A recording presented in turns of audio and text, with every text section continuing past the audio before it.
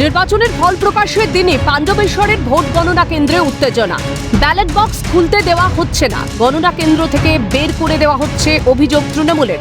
প্রতিবাদ করায় তৃণমূল কর্মীদের গণনা কেন্দ্রে যাওয়ার পথে বাধা কেন্দ্রীয় বাহিনীর সঙ্গে তৃণমূল কর্মীদের শুরু তুমুল বচসা। বিজেপি লোকেরা আমাদের লোকদেরকে বের করে দিচ্ছে, আমাদের ব্ল্যাক বক্স খুলতে দিচ্ছে না। কেন করছে না? নির্বাচন কমিশন আমাদের সাথে এত অত্যাচার কেন? আমাদের অত্যাচার করছে, বিজেপি লোকরা করছে।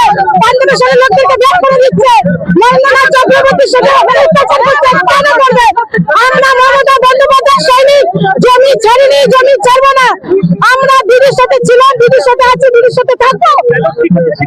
বাবা খুলতে দিচ্ছে না, যাবে ওরা, এবার হেরে যাবে।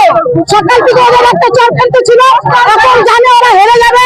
মমতা বন্দ্যোপাধ্যায় বলেছে সূর্য যাওয়ার পর আমরা আবার জিতবো, তাই ভয় ব্যালট খুলতে দিচ্ছে না।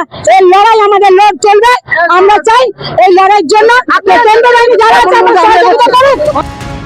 গেরুয়া শিবিরের সাফ বার্তা, ভারতীয় জনতা পার্টি অশান্তিতে বিশ্বাস করে না।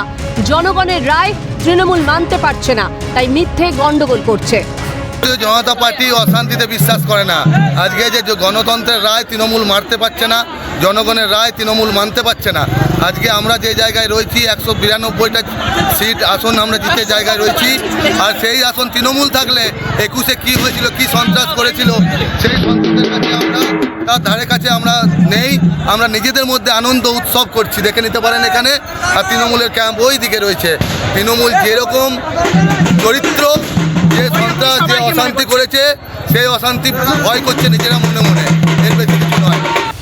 ফল প্রকাশের দিনও অব্যাহত রইল বিতর্ক।